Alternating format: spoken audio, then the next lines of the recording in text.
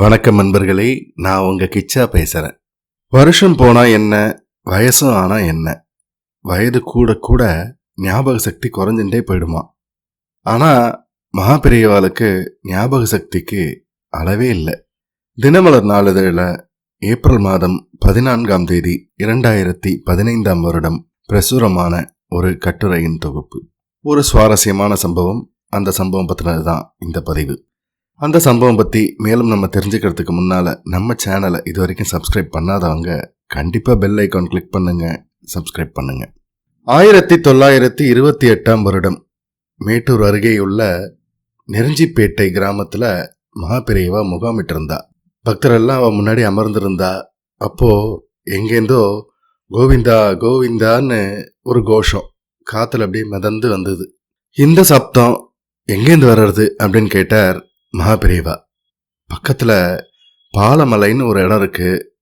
அதோட உச்சியில சித்தேஸ்வரர் கோயில் இருக்கு. அந்த மலையை ஏற பக்தர் எல்லாம் இப்படி கோவிந்தா கோவிந்தான்னு கோஷமிடுவா அப்படின்னு சொன்னார் ஒருத்தர். சிவன் கோயில்ல கோவிந்தா கோவிந்தான்னு கோஷமா? ஆச்சரியமா இருக்கே, நானும் அந்த கோயிலுக்கு போகணும் அப்படின்னு சொன்னார் மகாபெரியவா. அந்த மலையில ஏறணும்னா 18 கிலோமீட்டர் நடக்கணும், வழித்துணைக்கு ஆள் வேணும் அப்படின்னு சொன்னார் ஒரு பக்தர். அந்த மலை ஏற பெருமாள் கவுண்டர்ன்ற ஒரு வழிகாட்டிய அழைச்சிட்டு வந்தார் மகாபெரியவாள் அழைச்சின்னு போறதுக்காக. கவுண்டருக்கு அப்ப 25 வயசு இருக்கும். கவுண்டர் வழிகாட்ட மகாபெரியவா ஆர்வமா மலை ஏறி சித்தேஸ்வரரை தரிசனம் பண்ணா. நீங்க வேணும்னா பாருங்கோ, இந்த சித்தேஸ்வரருக்கு ஒருத்தர் தான் சொந்த செலவுல கோயில் கட்டுவார், இது நடக்கும் அப்படின்னு தன்னோட வந்த பக்தர்களிடம் மகாபெரியவா சொன்னார். ஆண்டுகள் வேகமாக ஓடியது. 62 ஆண்டுகள் கழித்து 1990 சேட் ஒருத்தர் சித்தேஸ்வரரை தரிசிக்க வந்தார். அவரே கோயில் கட்டி கும்பாபிஷேகமும் செஞ்சு வச்சார். மேட்டூர் அணைக்கு வந்த மகாபெரியவா அடியில பொக்கிஷம் அப்படின்னு சொன்னார். அங்கிருந்தவாளுக்கு அதோட அர்த்தம் புரியவே இல்லை. அதற்கான விளக்கமும் யாரும் கேட்கவும் இல்லை. 70 வருஷம் கழிச்சு அணையில சில பணிகளுக்காக பள்ளம் தோண்டின போது உள்ளேந்து ஹனுமார், ராமர், சீதை இவளோட சிலைலாம் கிடைச்சது. அப்போதான் மகாபெரியவா சொன்னதோட அர்த்தம் அந்த ஊர் மக்களுக்கு புரிஞ்சுது. சிலையெல்லாம் ஒரு லாரியில ஏத்திண்டு நேரா காஞ்சிபுரத்துக்கு கொண்டு வந்தா. அதை பார்வையிட்ட மகாபெரியவா கிட்ட, இந்த சிலையெல்லாம் வச்சுட்டு நாங்க ஒரு கோயில் கட்டலாம்னு ஆசைப்படுறோம், மகாபெரியவா ஆசீர்வாதம் பண்ணணும் அப்படின்னா.